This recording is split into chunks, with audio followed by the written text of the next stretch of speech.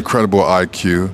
He understands the sport. Whereas Crawford has the same, but I just feel like Crawford's ring eye coordination is better, and he has more fire in the body left. What happens when two of boxing's sharpest minds finally collide? The experts are buzzing, and not just about who's stronger. Lennox Lewis lays it out. For Crawford to beat Canelo, it's all about mental warfare. Crawford's boxing IQ, slick movement, and uncanny ability to adapt might just be the weapons that matter most. Lewis insists that size won't decide this one. Crawford's ring smarts could be the ultimate equalizer. Is it possible Crawford outthinks and outmaneuvers the Mexican superstar? Let's break it down. He's got incredible talent, incredible IQ. He understands the sport. He looks at it in a mental sense. He knows what he needs to do to stay at the top and be at the top. He moves very well. He's a very elusive mover, and his work rate is high. I won't ask you who's going to win the fight, because I know it's a question you've probably been asked a million times, but I will ask you, do you think this fight goes the distance, or do you think this fight ends inside the distance? Interesting. Really an interesting fight to look at. Coach Bernie doesn't mince words. Terence Crawford is a rare breed. He's not just a puncher, he's a surgeon.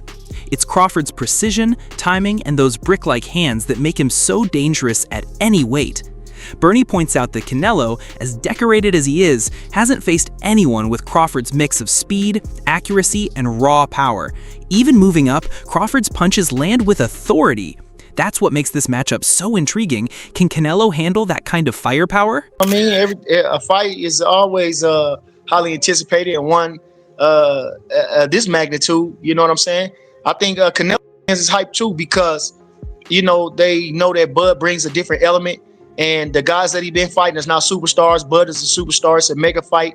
It's an underdog fight, And like I said, I'm sure they anticipate, he has trouble with movers and slick boxers and stuff like that. So they're trying to see how he deals with that.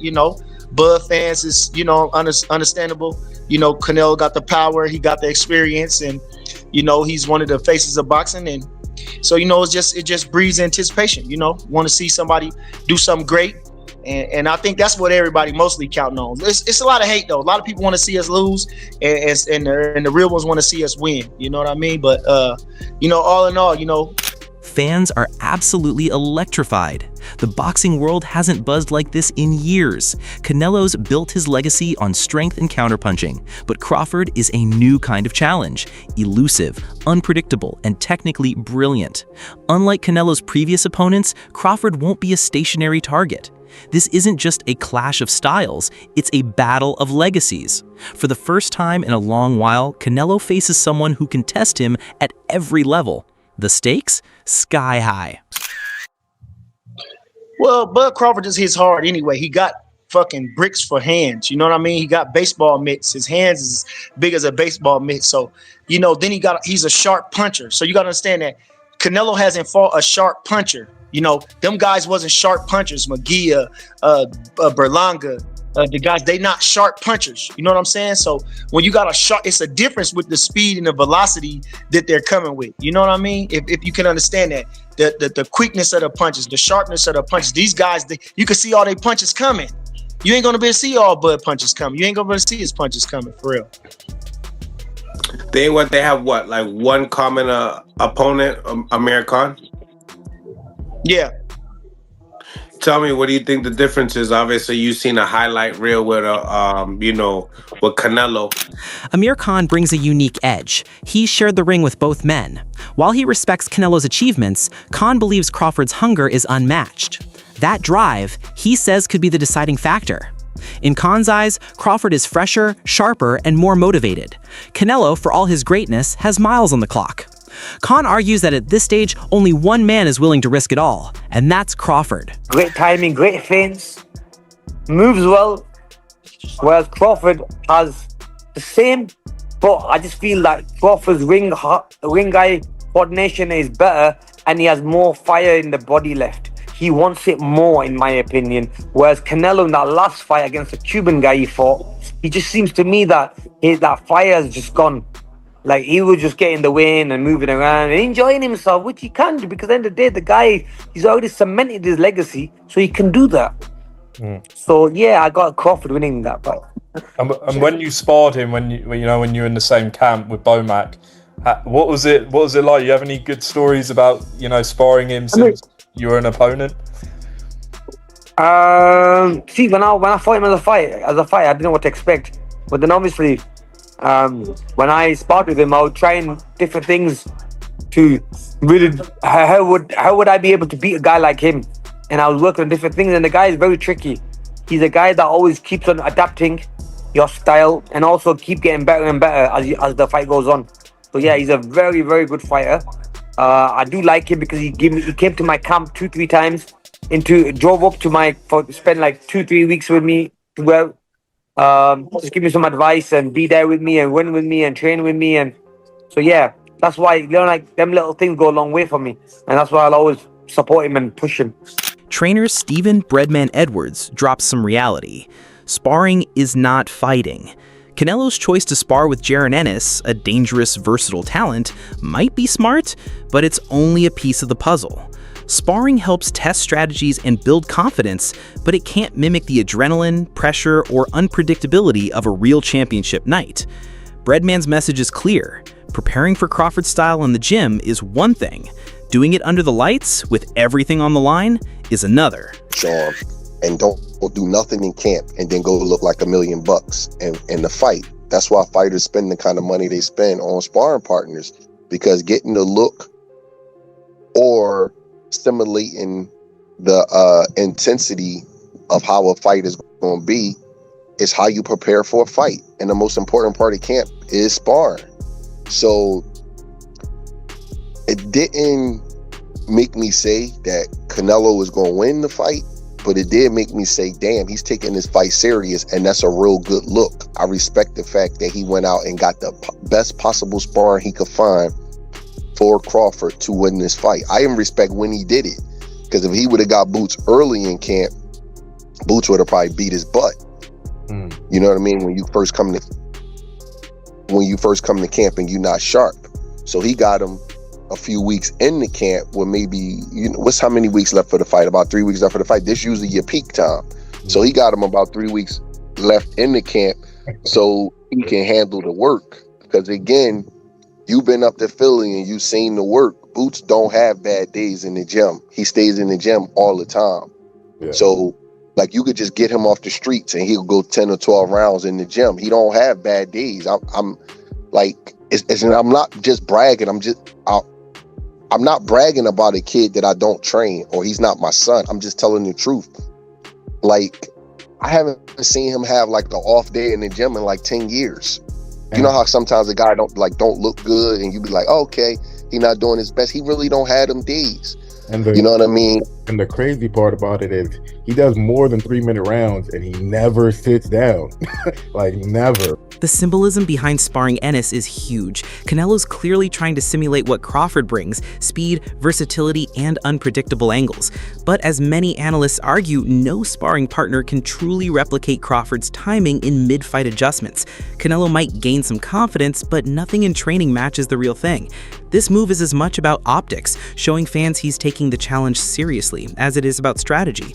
Moves, as Canelo's maybe not had as much experience with that since moving to 168. Usually he's the smaller guy fighting some of the bigger guys. But that's not all this is. This is a message that Canelo is looking to replicate exactly what Terence Crawford has in his arsenal, has in his tool set, because everybody has wanted to see the Boots Ennis versus Terence Crawford fight because it's a stylistic matchup that is very interesting. Both guys fight out of both stances. That's right. Boots will fight out of southpaw and orthodox. Both guys are very good using their defense to create offense. Boots, one of the best at Philly shelling, catch countering, being able to do it out of both stances, has a beautiful check hook out of southpaw. As orthodox fighters throw their left hook, he comes over the top with his. And why would Canelo be looking for someone that could throw a beautiful lead hook and a backhand as a counter punch, rolling with their defense back to their offense. Oh wait, because that's what Terence Bud Crawford does so well. Boots is explosive. He's got great counter punch timing. He's got good awareness. His feet are good. He can walk you onto punches. He can lead the dance going first, not just looking for his counter punches, but underrated, I think, in his aggression to lead the exchanges. This is a perfect get for Canelo. And I'm not even trying to play the one side or the other. Canelo fans, Crawford fans, you're going to think whatever you want to think. But the reality is, getting this kind of sparring is a massive deal for Canelo. It's going to give him probably the best look you could get for Terence Bud Crawford outside of sparring Terence Bud Crawford. I can't understate how important even just a couple of days working with Jaron Boots Ennis is going to be for Canelo, just to see a bit of the tempo, a bit of that switching of stance, because let's be honest, there's not many guys that Canelo has fought that have fought out of both stances and done it as fluidly as Boots Ennis or as Bud Crawford will do in their fight. There's another layer. Canelo's speed and movement have noticeably dipped in his 30s. His timing and counterpunching are legendary, but against a quick, agile Crawford, those slight declines could be costly. If Canelo can't keep up with Crawford's footwork and angles, he could spend the night chasing shadows. That's a tactical nightmare. Power means little if you can't land it. Observers are watching closely. Will Crawford's youth and mobility reveal a gap in Canelo's game? Although he's holding back, you can tell. People are saying his legs, they look slower than usual, and Canelo has always been someone who's always had very slow feet. Even when he was down at 154 pounds. Something that plagued him throughout the course of his career is he's just had very slow feet. You know, like cement sometimes on them. That's one of the weaknesses of Canelo, and obviously now, he's, how old is Canelo? 35 years old, 34, 35. They're going to be, they were slow in your mid-20s. They're definitely going to be slow now in your mid-30s. Before we follow up on that, just have a look there really quickly on screen. Please, if y'all could, hit the like, hit subscribe, hit the notification bell. It literally takes like 2 seconds. We're only a couple of subs off 26,300. I want to get 30k. Please, if you could help me out, I'd appreciate it. But yeah, Canelo's always had slow feet. But I think this is the bigger... I think a lot of people are more worried about this now because he's going to be in there. Essentially, he's going to be in there against someone who is really, I mean, it's obviously Crawford's last fight was at 154 pounds, but like, he's really a welterweight. You know, he did look a little bit undersized at 154. He's going to look completely undersized at 168. But the size difference, the size, you know, thing out of the equation, the speed difference is going to be vast because Crawford's always had good feet. He's always had fast feet. And if you think Canelo's feet look slow against someone like William Skull, a big, bulky 168 pounder who at the end of the day was just running around the ring, he's going to look even slower against Crawford. And a lot of people are saying, just based upon that training footage, oh, it's now a 50-50 fight, you know, I'm running with Terence Crawford, or that's who I'm going to go with. Still, there's real risk for Crawford. Moving up to face a naturally bigger, stronger Canelo is no small step. Canelo's been dominant at higher weights, beating champions with size and grit. His experience in these divisions gives him an edge Crawford hasn't yet proven.